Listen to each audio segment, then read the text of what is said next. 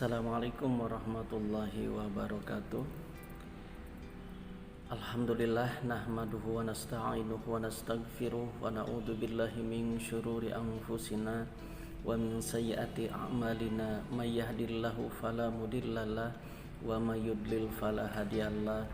Asyhadu an la ilaha illallah wahdahu la syarikalah wa asyhadu anna Muhammadan abduhu wa rasuluhu la nabiyya ba'dahu amma ba'du. Bagaimana kabarnya teman-teman sekalian? Baik-baik semuanya? Alhamdulillah. Mudah-mudahan kita semua dalam keadaan sehat walafiat, tidak kurang suatu apapun. Walaupun kondisi memang pembelajaran kita secara daring, tetapi semangat belajar mudah-mudahan tetap besar. Sehingga teman-teman sekalian, pada kesempatan ini kita pelajari, saya akan menyampaikan materi terkait BTQ, dan materi pada kesempatan ini adalah tentang ilmu tajwid. Sebagaimana yang teman-teman sudah ketahui dan saya men-share di grup terkait materi BTQ pada pertemuan ini, dan terkait dengan ilmu tajwid itu memiliki arti tajwid itu yaitu secara bahasa artinya membaguskan, sedangkan menurut istilah yaitu mengeluarkan setiap huruf dari tempat keluarnya dengan memberi hak dan mustahaknya. Yang dimaksud dengan hak huruf adalah sifat asli yang selalu bersama dengan huruf tersebut, seperti al-jahr, al-isti'la, istiqfal, dan lain sebagainya. Sedangkan yang dimaksud dengan mustahak huruf adalah sifat yang nampak sewaktu-waktu, seperti tafhim, tarkib, ikhfa, dan lain sebagainya. Nah, bagaimana hukum mempelajari ilmu tajwid? Hukum mempelajari ilmu tajwid secara teori adalah fardu kifayah. Jadi apabila di lingkungan kita sudah ada yang mempelajarinya, maka yang ada di lingkungan itu terbebas dari dosa karena sudah ada yang mewakili yang mempelajarinya. Namun apabila semua yang ada di lingkungan kita tidak ada yang belajar ilmu tajwid, maka semua di lingkungan itu berdosa. Nah, bagaimana kaitannya dengan apabila kita membaca Al-Quran? Nah, hukum membaca Al-Quran sesuai kaidah ilmu tajwid adalah fardu ain. Oleh karena itu, mungkin saja terjadi seorang qori bacaannya bagus dan benar, namun terkadang ia tidak mengetahui istilah-istilah ilmu tajwid semisal ijhar, mad, dan sebagainya. Oleh karena itu, ketika kita membaca Al-Quran dengan sendirinya otomatis berarti kita wajib menguasai ilmu tajwidnya. Karena ketika kita salah membaca Al-Quran, keluar dari ilmu tajwidnya, bisa jadi bacaan yang kita lakukan itu ternyata bukan mengandung ibadah, malah menjadi dosa. Karena yang kita baca bisa jadi salah tajwid, ketika salah tajwid maka salah arti, ketika salah arti maka kita berdosa.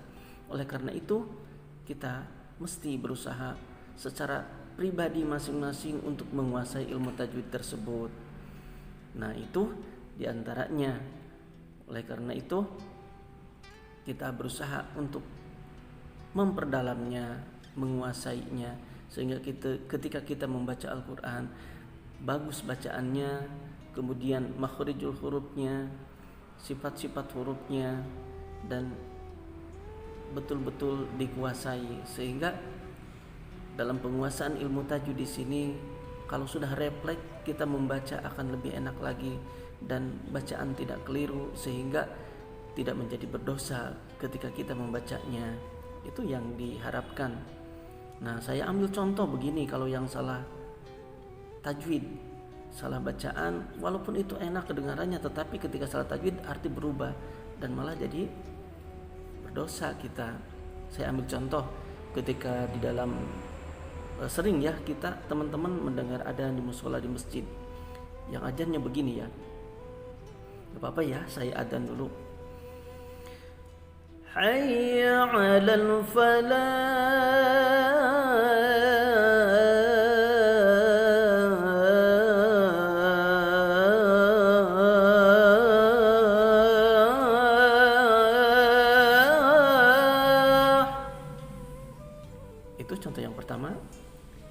kedua saya merubah sedikit dalam salah satu huruf di falah. Falah aslinya falah, tetapi saya tekan di lamnya menggunakan tasdid. Jadi falah. Hayya 'alal falah.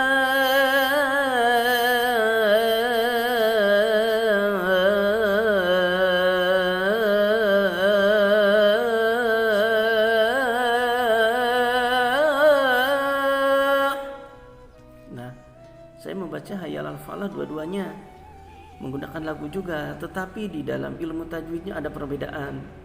Mana yang salah teman-teman coba? Yang pertama saya membacanya hayya 'alal falah tanpa penekanan di situ, berarti lam tanpa ada tasdid. Yang kedua hayya 'alal falah saya tekan di situ. Ada yang berbeda di situ dari segi arti? Iya, betul sekali. Yang pertama artinya menuju kepada kemenangan. Jadi falah kemenangan di situ artinya. Sementara yang kedua falah artinya petani. Jadi yang pertama ketika kita terjemahkan hayya 'alal falah, mari kita menuju kepada kemenangan. Yang kedua hayya 'alal falah artinya mari bertani. Jauh sekali kan? Nah, itu dia. Makanya kita mesti belajar ilmu tajwid. Karena ketika kita salah baca, maka arti pun berubah. Ketika arti berubah, maka kita berdosa. Oleh karena itu, berbanyaklah kita untuk mempelajari ilmu tajwid. Kita kuasai. Itu diantaranya. Baik teman-teman, pada kesempatan ini di materi ketiga kita akan belajar latihan membaca huruf-huruf hijaiyah. Nah, saya sudah men-share di grup ini yang seperti ini. Kita akan mencoba membacanya satu baris demi satu baris. Teman-teman bisa lihat di grup, saya sudah men-share-nya dan kita akan baca bareng-bareng. Kalau bisa di print ya teman-teman. Baiklah, kita coba. Ini latihan membaca makharijul huruf dengan sifat-sifatnya. Baik teman-teman, kita mulai dari alif. Sudah dilihat? Silahkan dilihat ya. Sambil dilihat, saya membacakan satu baris demi satu baris. Kita mulai. Bismillahirrahmanirrahim. A I U Ba, a i u ba, a i u ba, u an, ani a na, minal mu'ni, ma i an, ani a. Bisa teman-teman dicoba? Coba. Saya ulang lagi ya. A i u ba, a i u ba, a i u ba, u an, ani a na, minal mu'ni, ma i an, ani a. Nah, bisa coba teman-teman sendiri. Bisa ya. Lagunya seperti itu. Nanti ke baris ke bawahnya sama dengan menggunakan nada seperti itu. Baik. Yang baris keduanya yang Mbak sekarang. Babi bu bab. Ada pantulan teman-teman di situ, bab, karena huruf qalqalah di situ, maka kita pantulkan. Babi bu bab, babi bu bab, babi bu bab, bu bam bani babna, minal mubni, mabi bam bani ba. Ya, itu yang Mbak. Silakan dicoba teman-teman ya. Bisa ya, gampang ya nadanya juga. Yang ketiga kita huruf ta. Tati tubat, tati tubat, tati tubat tutan tanitatna minal mutni mati tang tanita. Kita lanjutkan ke sa. Hati-hati, itu bukan sa, beda sa dengan sa. Nah, yang seperti ini, yang baris keempat itu dibacanya sa, tapi bukan tak, berbeda ya. Kita mulai.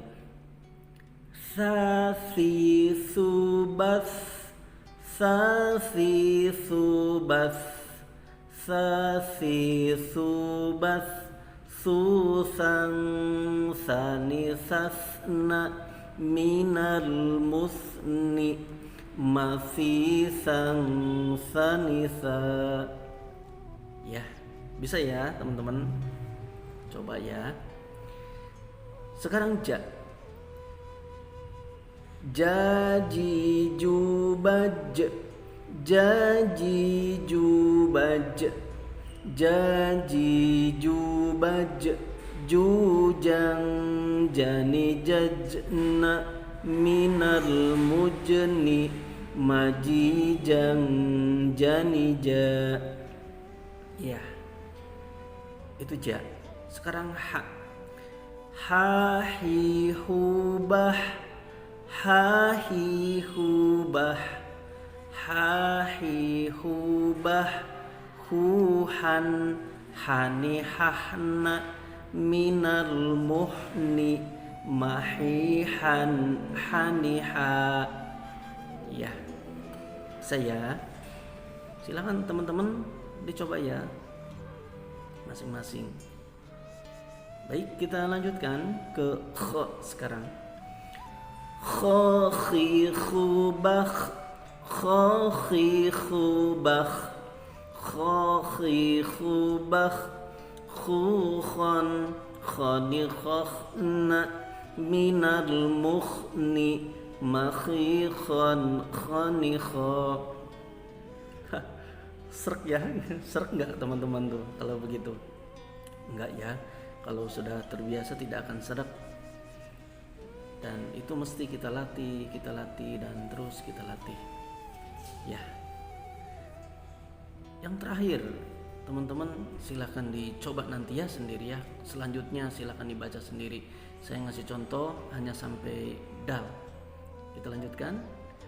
Dadi dubad, dadi dubad, dadi dubad, dudang dani dadna minal mudni madidang danida.